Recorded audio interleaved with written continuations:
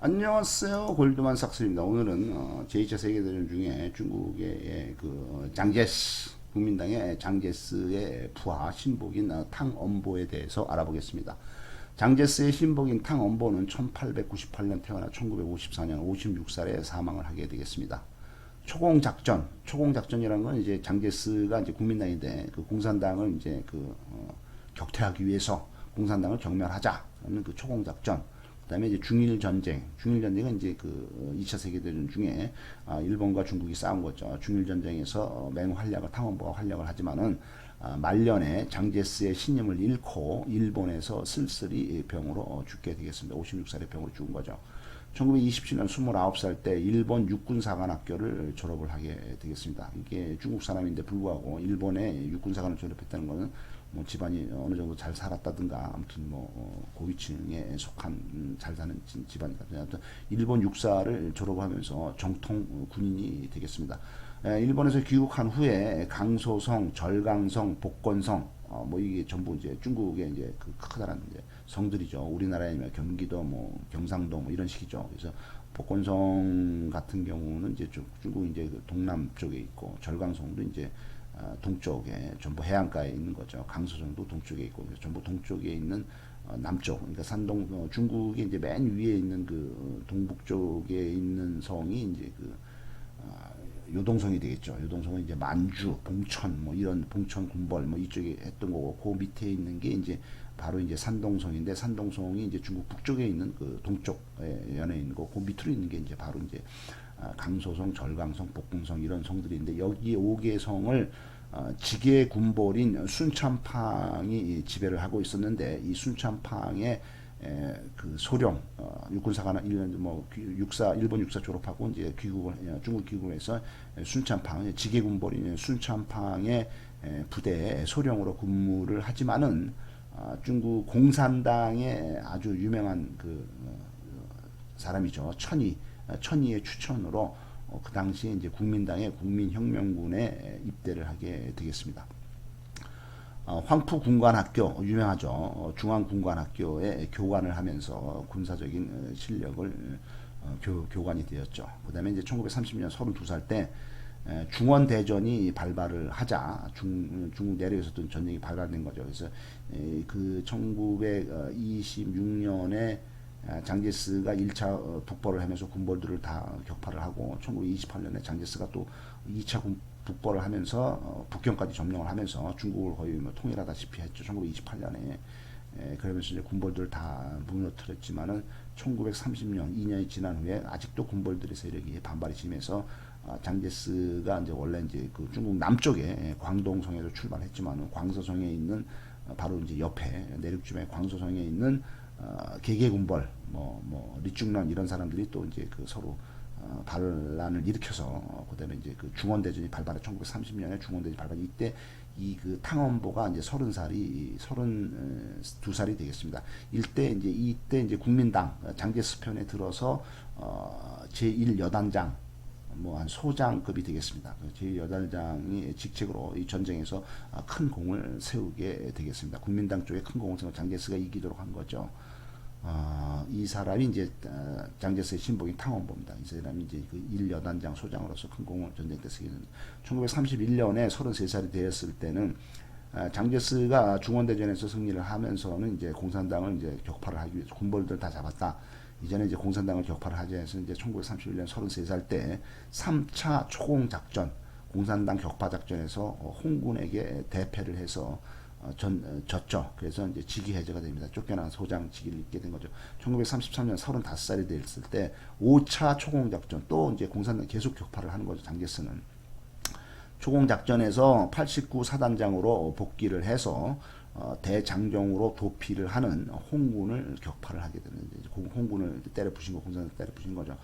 이와 같은 전쟁의 승리 공적으로 13군 군장이 되겠습니다. 1934년 36살 때 공산당의 대장정이 시작됩니다. 1934년이 되면서 이제 공산당이 더 이상 국민당한테 이제 하도 이제 두들겨 맞으니까 더 이상 못 견디고 이제 산골짜기로 이제 도망을 가게 된 거죠. 그래서 공산당의 대장정이 1934년에 시작이 되겠습니다.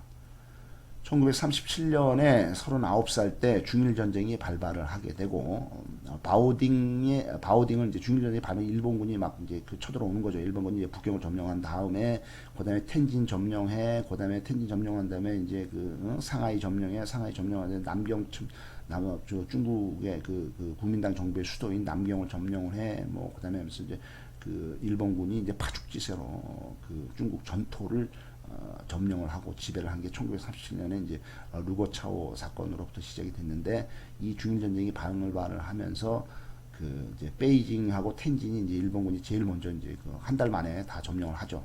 그다음에 이제 뭐 한 두세 달 지난 후에 이제 상하이를 이제 쳐들어 내려가는데, 이때 이제 초기에 바오딩을 방어를 해라. 그다음에 이제 베이징하고 텐진을 탈환하라 하는 지시를 받고 이거에 나섰지만은 일본군한테 패배를 하고 2만 6천 명의 병력을 잃고 퇴각을 하게 되겠습니다. 그다음에 중요한 도시인 쉬저우도 일본군에게 빼앗기게 되겠습니다. 1938년 40살이 되었을 때 산동성에 있는 타이얼짱 전투에서 병력을 분산하자라는 그 개개군벌의 그 리증런의 제안을 무시하고 화력을 집중을 하게 되겠습니다. 그래서 중국군 20군단을 이끌고 일본군 14단과 5사단을 격파를 하게 되겠습니다. 그러니까 병력을 분산하지 않고 이제 집중을 해서 이제 공격을 하면서 일본군한테 승리를 한 거죠. 1938년에 40살 때입니다. 그래서 중일전쟁에서 중국군이 최초로 일본에 거둔 최초의 값진 승리를 기록하게 되겠습니다. 이게 이제 1938년에 40살 때고, 여기가 어디냐면 이제 산동성의 타이얼짱 전투가 되겠습니다. 30일 집단군 총사령관으로 승진을 하게 되고 우한 전투에 참전을 하지만은 우한 전투에서는 일본군한테 패배를 하게 되었습니다.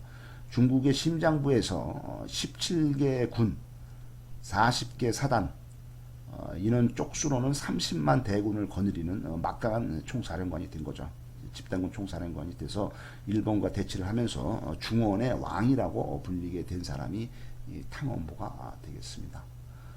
1944년 46살 때 일본군이 만주에서 버마까지의 보급로를 뚫으려고 시도한 대륙 타통 작전.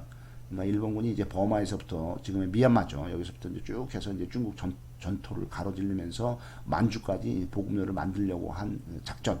대륙 타통 작전. 일본 말로는 이치고 작전에서 그 이제 이거를 이제 막으려고 이제 일본과 싸우죠. 1944년에 46살 때 그 사령관으로 참전을 했지만은 대패를 하게 되겠습니다. 그래서 일본한테 지고 허난성 전체를 일본군에게 내주게 되겠습니다. 1945년 47살 때 충칭에 있는 국민당 정부의 장제스는 탕원보를 용서를 하고 제3방명군 총사령관으로 임명을 하게 되겠습니다. 탕원보는 일본군하고 싸워서 광서성, 그 다음에 이제 그 구이딘이 이제 우리나라 말로 이제 계림이죠. 계림, 구이딘. 그 다음에 이제 광저우, 광동성을 탈환을 하게 되겠습니다. 남쪽을 좀 일부 탈환을 한 거죠. 일본이 1945년에 항복을 하자 상하이에 가서 상하이에 주둔하고 있던 일본군의 무장해제를 담당하게 되겠습니다.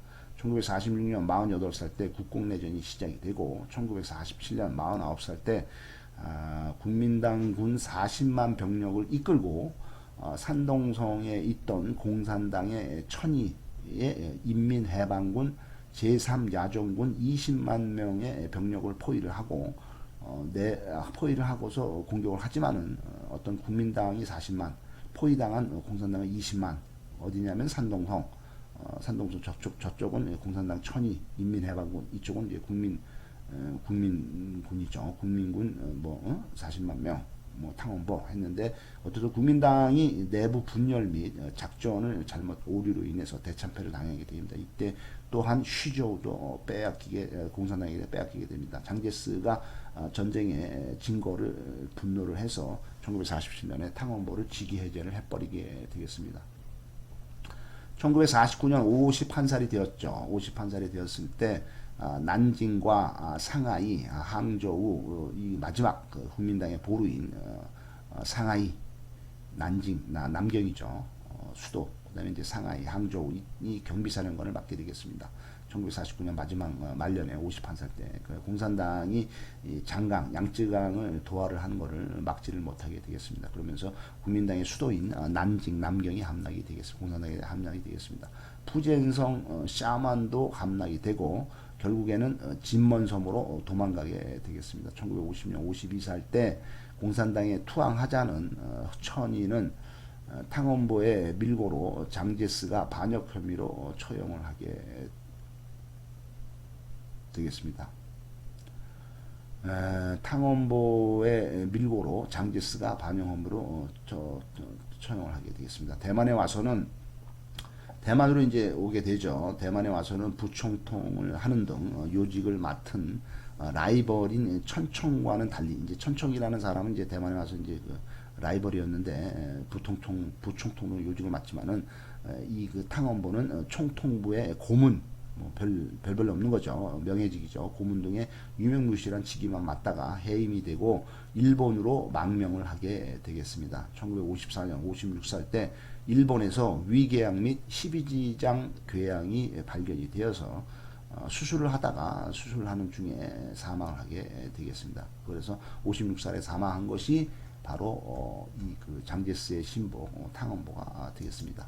감사합니다.